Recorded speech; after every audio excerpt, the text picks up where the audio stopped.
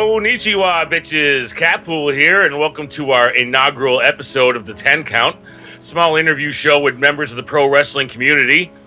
Here's how it goes. We ask 10 relevant questions that the guest answers for you. It helps you learn more about them, their likes, their dislikes, what makes them tick, and what you see for the future in pro wrestling world.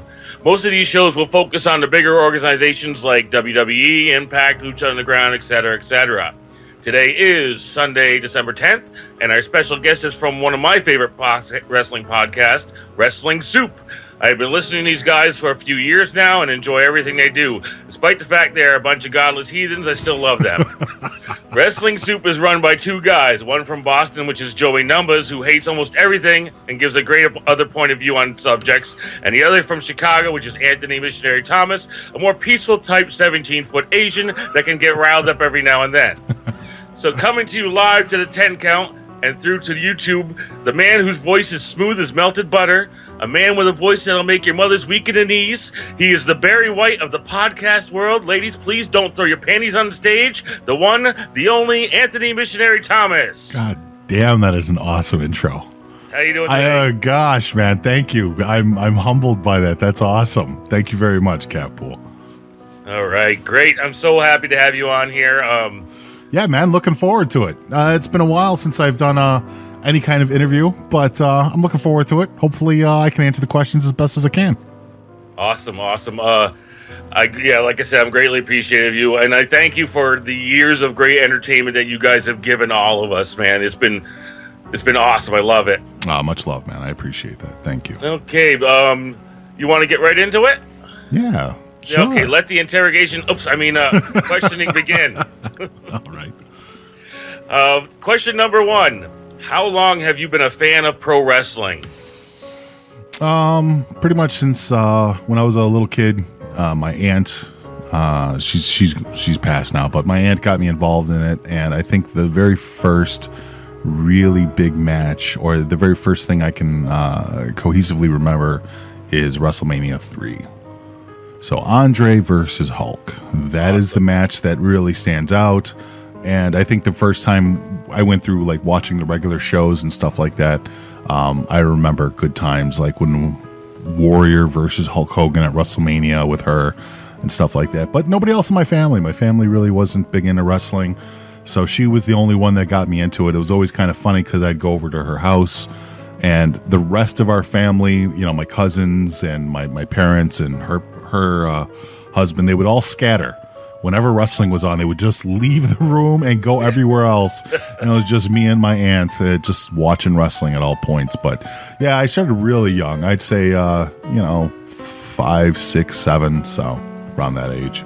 Yeah, I think it was about the same for me as well. And timeline sounds pretty close. I mean, I'm a few years older than you.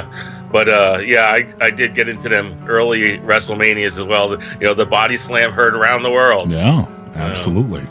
But all right, so question number 2. What is the earliest match you remember seeing? Oh, it would be Andre and Hogan. That would be your earliest one? Absolutely. Okay. All right, question number 3. What was your favorite generation through the years concerning WWF, WWE? Like, the classic, Attitude, New Gen. It depends on my mood. Is that fair? Because I guess that could be fair. Man, I love the 80s days of wrestling. Give me Demolition, give me Evil Doink in the early 90s. Yep. There are characters in all these different generations that I loved, and I mean absolutely loved at some point in time. Obviously, you go up to the Attitude Era, completely raising that in your teenage years with, NWO and DX and obviously Stone Cold Steve Austin, Goldberg, Sting, like all these characters that focused around the Monday Night Wars. It's man. It was a great time during those years, because, right? Because there wasn't a night that you didn't have a wrestling show to watch. Right. And all my friends were into wrestling too. That was another thing about late 90s, early 2000s too, is not just you, but all of your friends were into it. Yep. We used to go to a local bar that would have, the Monday Night Raw chicken wing night. Nice. That was great. All you can eat for $5. Nice. But yeah, I remember those days. You can always catch Sunday Night Heat, Monday Night Raw, sure, Nitro, You had Thunder. Yeah. Saturday Night Shotgun and Main Event. Yeah, you had ECW on the Nashville Network. Velocity was floating around there somewhere. Yeah. So many awesome shows you can always catch. Yeah, What happened? I'm so sad now. The characters, it's simple. The characters are gone in the way that they were built up back then. The competition is gone. Obviously, a lot of people think that wrestling has suffered a lot over the years because of a lack of real competition for WWE. And I think even the way that the people are handled are completely different. Yeah. I agree there totally. Yeah. I mean, a lot of the guys that are coming up now don't have that. And I mean, I don't mean to take it back to like the territories and stuff like that, but there is something to be said about the way that wrestlers became big names in the 70s and 80s versus, 2000s and up. The independent territories and stuff like that really did offer a lot more of a training, a lot more, versatility as far as they developed, as far as these people developed. So by the time that they came to WWF, of course, everybody was mad because, Vince was handpicking all these people from all these different territories and bringing it underneath him. But, I mean, look at the success it had. It was fantastic. Like Stone Cold said, at that time, they were allowed to be themselves. Yeah. They weren't scripted. They get some bullet points. Cover this, and this. But you're on your own, kind of. Like, so the characters that can actually come out and shine. And just the stories too. It just seemed like it was so much more fun to be a wrestler back then. Yep. Than it is now. I mean, I'm not knocking it now. I mean, obviously people are having a good time with it still, but I don't know. It was kind of like you were cowboys. It was the outlaws. You were a wrestler. You know what I mean? It was the Wild West. And now, not so much. Now it's all corporate and HR and. I heard one guy say that they back then they wanted everyone to get over. Right. Because it was better for the company and better for the customer. If you're running a business, you want all your products to be good. Well, it's funny, too. A lot of those guys kept their relationships. Like, when they were boys, they were boys. Yeah. Like, they looked out for each other. If you were part of the groups in these different territories and stuff, I mean, unless you were a complete, asshole or something like that, for the most part, these guys really took the time to look out for each other and take care of one another. And now it doesn't feel like there's that kind of camaraderie anymore. I mean... Yeah, you still see it in the indies. Like, a couple years ago, I did some work with ETWA up here in the Northeast Kingdom, and that locker room is very tight-knit. But that would be the exception now, as opposed to the rule. Yeah. When you get up there to the bigger contracts. I know, it's gotten kind of odd. It's still wrestling. I still love it. I'll always love it, and I'm really happy. One of the silly things, I know it's a side track, but I'm really happy that Billy Corrigan is in NWA. Oh, yeah, that's awesome. I think he'll probably do something really good with that because he's a fan. Oh, yeah, he is. People don't remember, but he was actually back in ECW. Even for a stint, he was there. He was cracking guitars over people's heads. Yeah. So... Yeah. All right, so let's get back to the interrogation. All right, so question 4. What was your feelings on ECW and WCW before the buyout? ECW, I got into ECW a little bit later because there really wasn't so much. First off, I mean, everybody knows that wasn't watching ECW at the time. There really wasn't very much advertisement for it. Unless you were on wrestling forums, unless you were, tapped in. Like, I did a lot of tape trading back in the day. That was kind of my way into, like, the wrestling community with other people. I mean, I physically was trading Lionheart, Chris Jericho tapes and Pegasus Kid stuff, I mean, this is how I got involved into wrestling communities with friends and stuff like that. But, for the most part, ECW I got into late. I got into when they started showing it on, there was a local TV station, people in Chicago know 26 WCIU now, used to show repeats of ECW. So this wasn't on TNT or TNT or TNN. Yeah, TNN. Yeah, TNN. National Network. Right. So this wasn't TNN. They would actually broadcast. They would repeat the TNN shows on a local UHF station at 2 a.m. Yeah. So, that's the way it is over here with Ring of Honor. Oh, okay. Because it'll be like 2:00 in the morning. I'll be flipping through the channels. All of a sudden, hey, ESPN3 is showing Ring of Honor. Right, cool. right. I still catch. There's some wrestling show, and I caught him a couple times, and I wish I could remember the name off the top of my head. But there's just some random Las Vegas indie event that just pops up on my local television every once in a while. Is that Superstars of Wrestling or something like that, or maybe? Yeah. I really can't. Like I said, it's completely random. It's like, okay, here's your setup for the night. You're watching local UHF because it's 2 or 3 in the morning. Yeah. Infomercial, salad cutter, pimple commercial, wrestling, and then back to more like pet infomercials. It's just the weirdest thing. It's like right in the middle of the infomercial block on a Sunday morning, they throw in Las Vegas wrestling out of nowhere, and it's like, oh wow, how'd that end up there? You know? That's pretty cool. All right, so let's get back to the questioning. Let's see. All right, this is question number 5. What is your dream match, living or dead? Ooh, that's a good one. Shoot. Or just one of them, because like good fans, we have a lot of dream matches we could want to see. Honestly, I would have loved to have seen 3-Man Brood versus Demolition. 3-Man Demolition. Yeah. It's an odd state. Nobody would probably think that, but I don't know. I love Edge and Christian. I love them back in the early days, especially when they were tag team. Yeah, I like them back then too. And I've always had a fascination for Demolition, Axe and Smash and even Crush, so. Yeah. And I love Brood's music. Yes. That's still a good song today. Yeah. Both of them. They were both really well structured tag teams. I know Demolition was a playoff of the Road Warriors, of course, and I really enjoyed the Road Warriors. But I don't know. I was a WWF kid. I was more exposed to Demolition than I was the Road Warriors. I caught up to the Road Warriors later on, obviously down the road, and I watched a lot of their stuff, even Legion of Doom when they came into WWF. But for the most part, I always wanted to see that match. I always wanted to see primetime Demolition versus primetime ENC Brood with Gangrel, and yeah. I would have liked to seen. I don't know if it would be Stone Cold and CM Punk both at their primes. Oh, that would have been a good one too. Yeah, because I bet they could have worked good together. Yeah.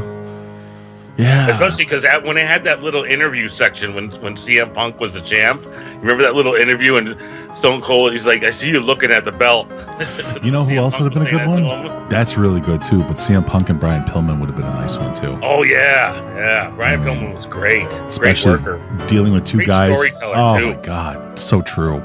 Especially dealing with two guys that could not only tell a story in the ring, but were both viewed as very unstable, very loose cannony, Yeah.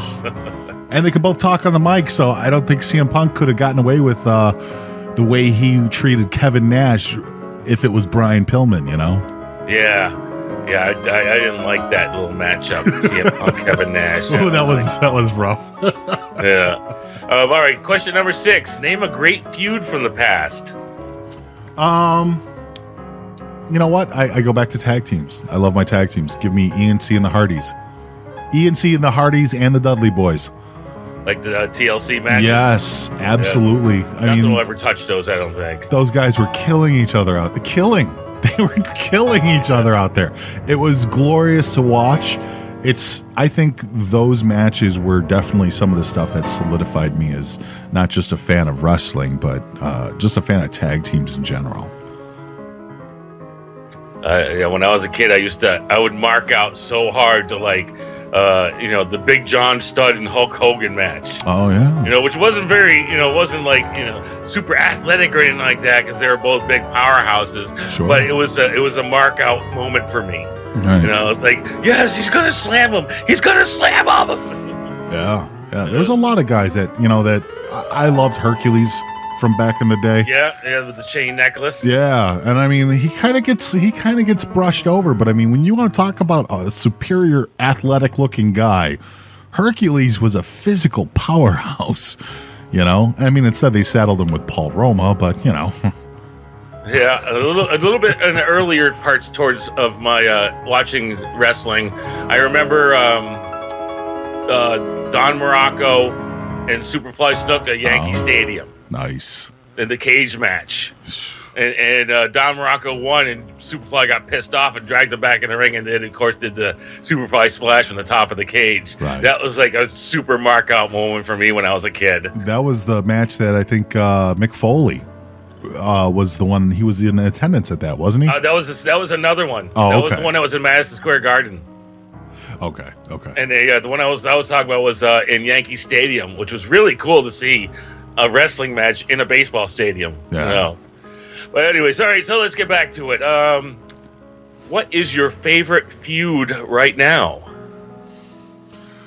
I know we don't have a lot to work with, but you know, they haven't really been giving us a lot to work with for feuds. Yeah, it's a little rough right now.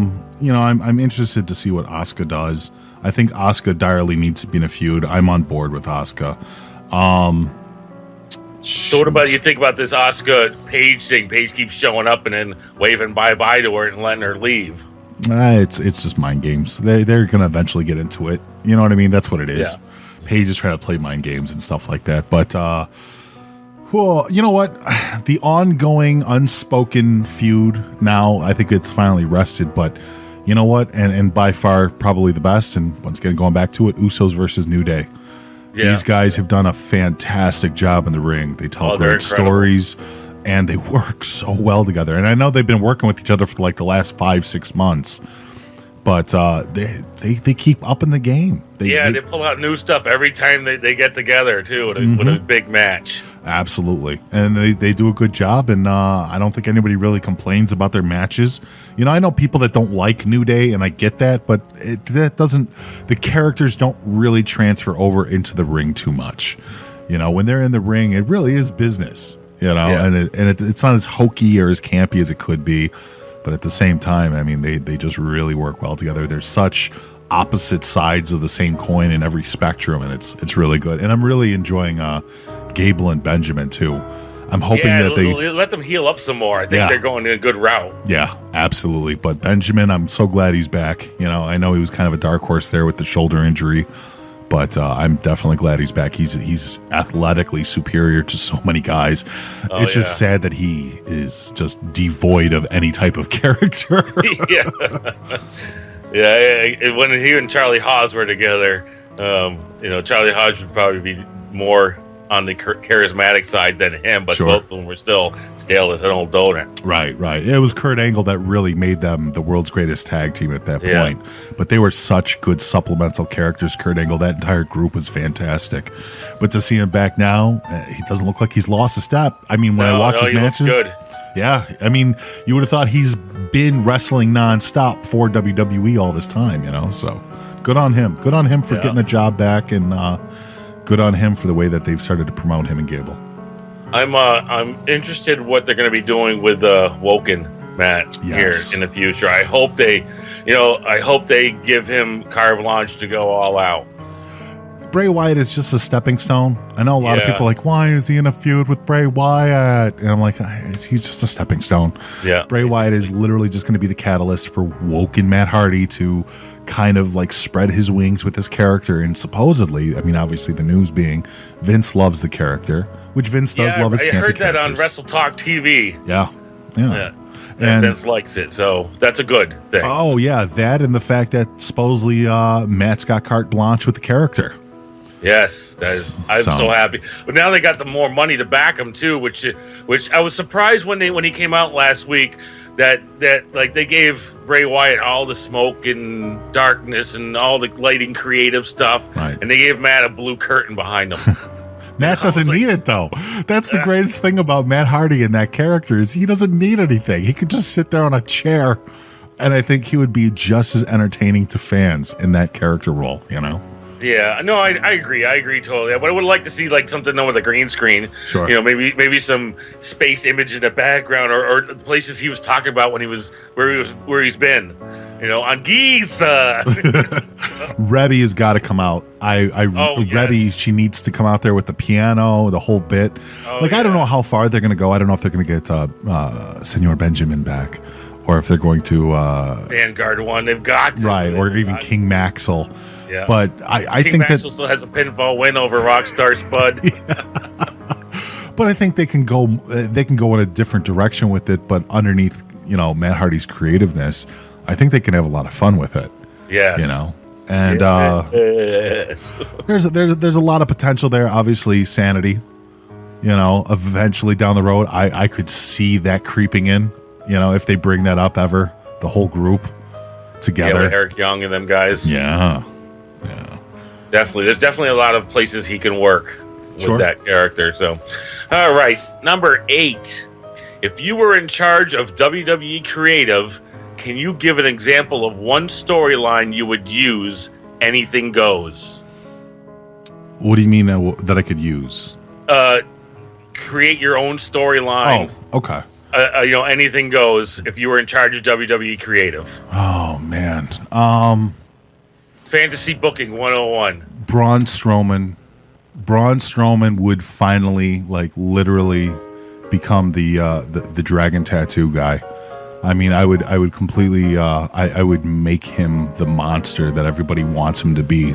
Yes. And I wouldn't let things like, Roman Reigns merchandise sales stand in the way. I mean, he would go above and beyond, because what WWE is missing direly right now is that above and beyond character that everybody likes.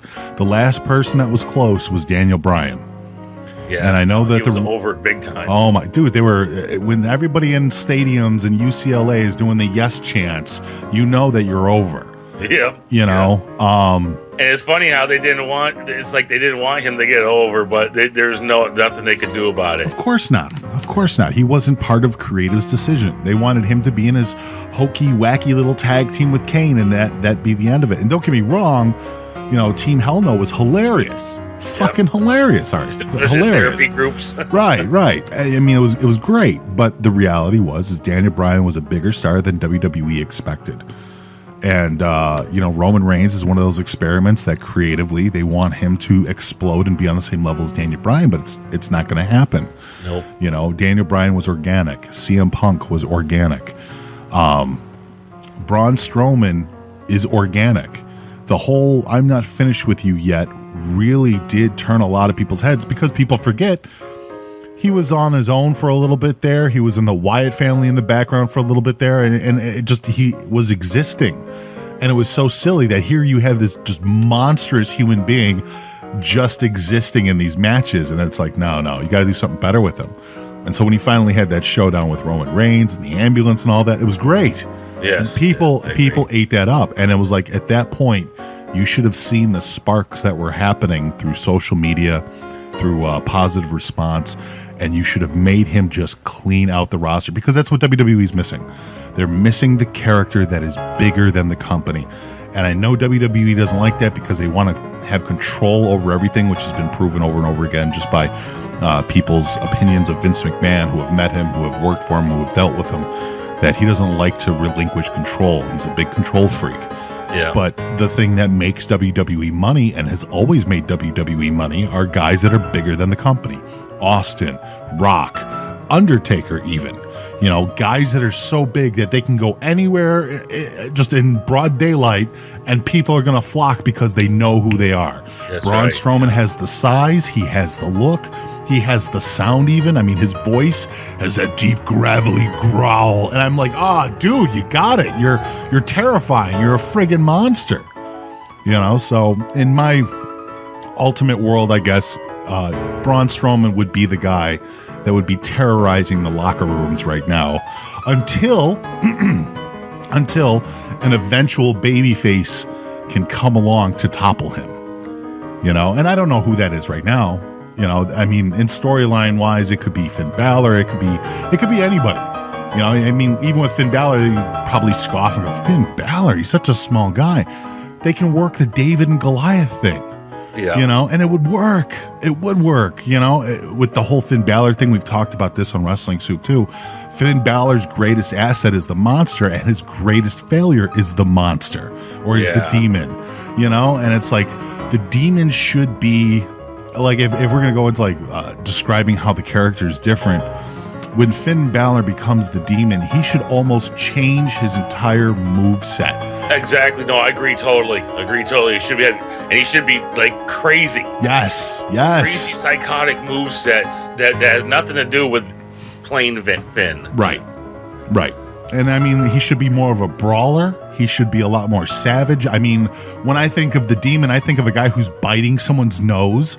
Yeah. You know what I mean? Just to get the win. We'll pull somebody's head up on a 3 count. Right. I'm not done with you. Right. And I mean, that's the flaw of WWE's creative team. They don't see that. They don't see that as being a different character. They look at it more like, oh, this is his war paint. And that's fine. And I get that. Like, he's supposedly more in the game. But I mean, he should really be like, it should be Bruce Wayne and Blanca from Street Fighter 2. Yeah. You know? Yep. That's a good comparison. So. Like that. All right. For the last 2 questions, we're going to go, as you say in Chicago, deep dish. All right. All right. Number 9. Who in the commentary world helped motivate you to get into working behind the mic? Bobby Heenan.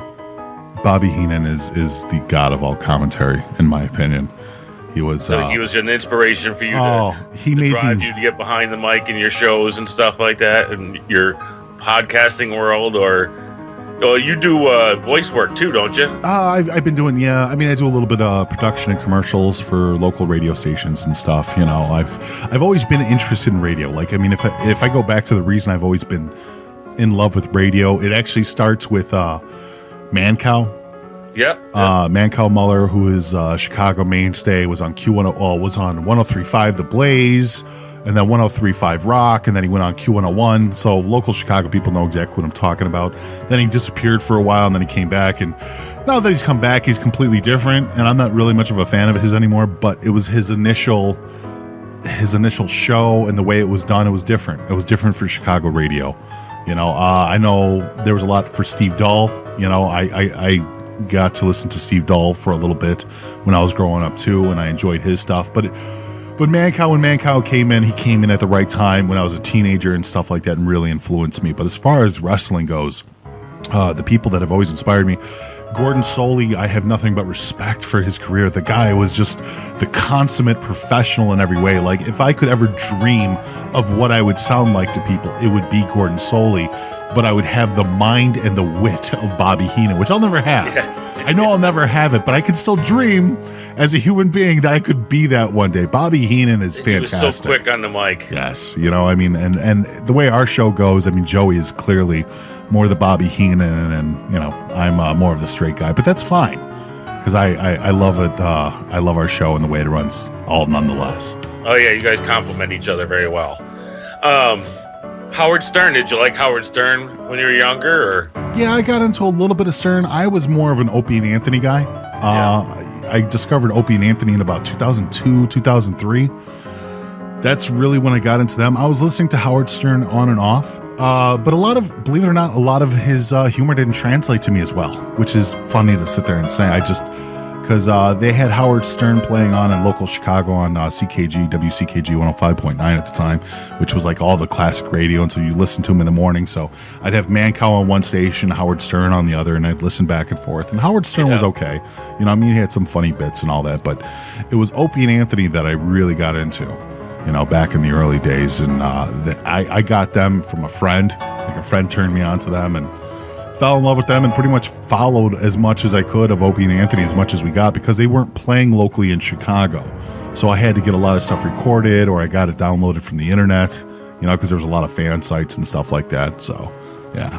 Awesome. So for our final and last question, with the climate today in this country, where do you see the world of free speech down the road, especially online?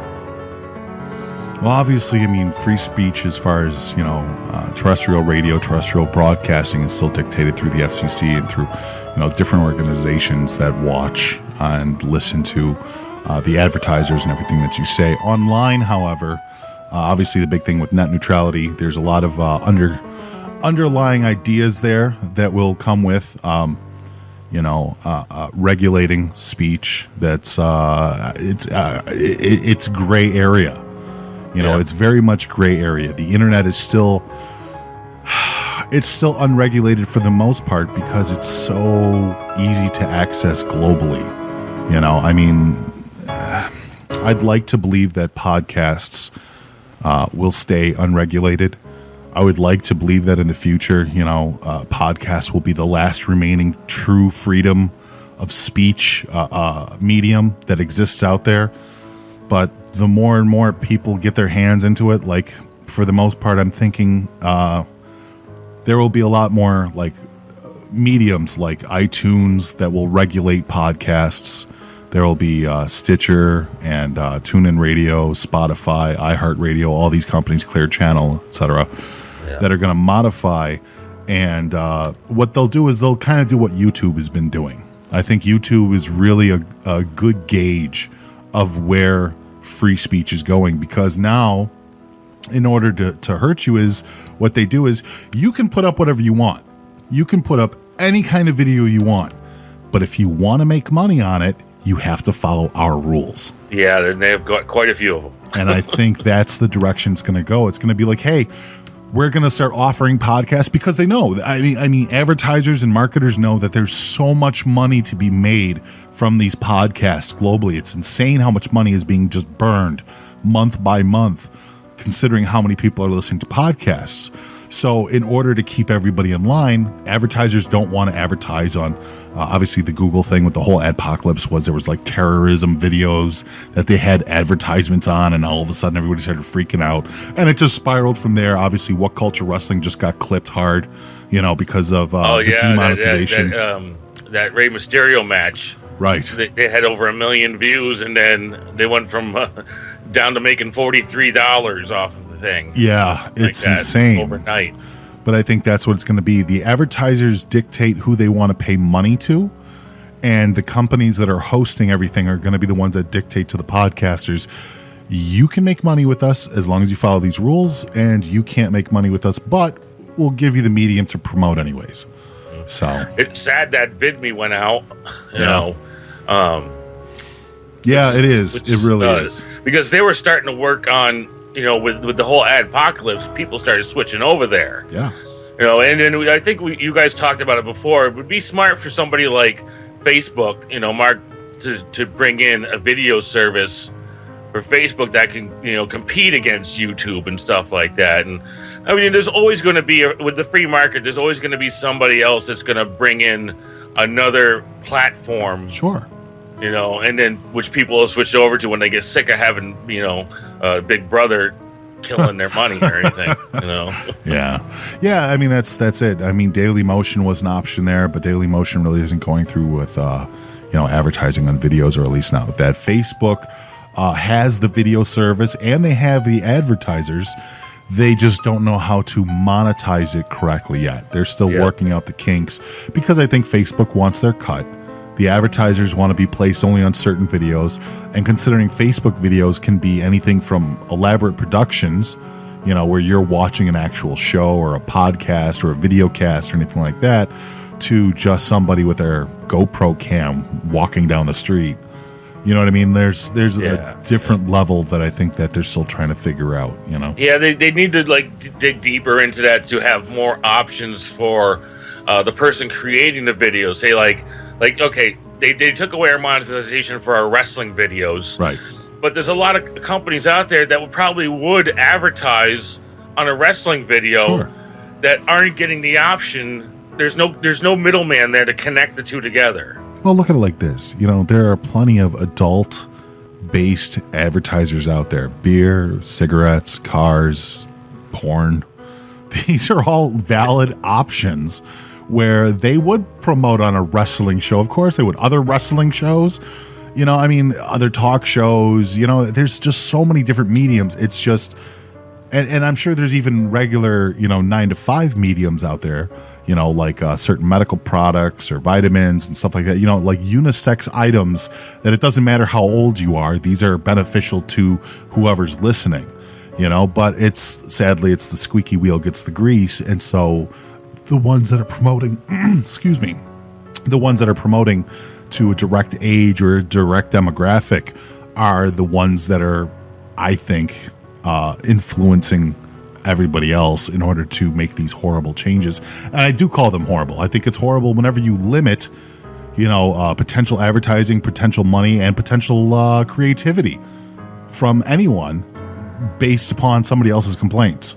So, yeah. I mean, like one of my last videos, I think it was Royal Rumble. One of the last ones I did was, oh no, it wasn't Royal Rumble. Anyways, I got demonetized, and I was like, well, give me freaking Dairy Queen because they sponsored Raw, right? And you got the guys doing Dairy Queen commercials. Cup of potatoes. Geno's East, one of the best deep dish pizza places you can get. Yes. One of the best deep dish pizza companies in Chicago, Geno's East. And it was funny because me and Joey were bringing it up before, and I don't think we influenced them, but I thought it was kind of funny. It was very surreal. They changed their logo, or they changed their hashtag, their company tagline. And now their company tagline is Geno's Pizza, deep as fuck. Oh. It is. And it makes sense because they're talking about deep dish pizza. But that is clearly not something that you want your 5-year-old to run around deep as fuck. You just don't want that. But I mean, that's what I'm saying is there's a lot of advertising and marketing out there that is directed towards an older audience. And matter of fact, I would think that it would create more creativity. Because if you have ads and marketing based towards an adult audience, then you don't have to censor yourself. That's why I always think it's kind of funny. You can kind of go to that next level with some of these ads, especially when you know that this isn't meant for children, this isn't meant for teenagers, this isn't meant for people under 21. It's just, I don't know why it's the way it is. I couldn't tell you, but it is that way. So yeah. Well, hopefully things will continue to work out for the better for all of us. Yes. Hopefully we all get paid. I hope everybody gets paid. Yeah, look under your chairs. Free cars for everyone. Delightful. Awesome. Well, Mish, I would like to say thank you once again. This has been an awesome experience for me. I can't say thank you enough. Like I said before, I am a huge fan of Wrestling Soup. Obviously, you see me wearing the shirt in my videos and stuff. I can't wait to see what the future holds for all of us. Okay, so just for everybody to know, before we sign off, you guys can catch Wrestling Soup on Thursdays at 9:30 through almost every kind of podcast you can find. Yes. Mixler is where I usually go. I go directly to the website. Yes. And just click on the button there, and that's the easiest way for me to find it. If you would like to tell the audience what other shows you guys do and some of their time slots, that would be awesome. We do Sundays following pay-per-views. We usually have ourselves, myself, Joey, and John Draper, who is the brother of Kevin Castle of the Don, Tony, and Kevin Castle show. John is great, especially with his impersonations. Yes. John is an amazing flavor to the show. If you guys haven't had a chance to listen to John Draper, give it a shot. Listen to one of the post pay-per-view shows. And we also do Saturday Morning Shitbox, which is pretty much a voicemail call-in show. On Saturdays or Sundays, the time is completely variable. It's our floating show that we do for half the year. And we have a lot of fun with that. And then we also have a little Patreon. If you guys know our show and have heard it and want to hear more, we got a Patreon, patreon.com/Wrestling Soup. And with the Patreon, it gives you guys special access to the Backstage Pass, correct? Yes. And it gives you guys all kinds of extra doodads that you'll love to listen to. I appreciate that. Thank you very much. Yes, full access to some awesome material from the ages. Yes. Awesome, cool. So thank you, Mish, once again for coming on, and I appreciate it because this is my first the 10 count show. Oh, much love. And hopefully it will get bigger and better in the future. Yes. Not this hasn't been big and better. I tell you right now, I'm so psyched. Got to start at the bottom there, Catpool. Hey, thank you very much for having me on, man. I'm deeply humbled by the fact that you made me one of your first guests, and I appreciate it, and I appreciate your love for our show. And I hope everybody gives you guys a chance and listens to Catpool's review. Yes. And hopefully someday we'll be able to get that Mr. Damas shirt. Yes, one day. One day. Thank you, man. All right, so I'm going to sign off, and thank you guys for listening. And this is Catpool out. Bye!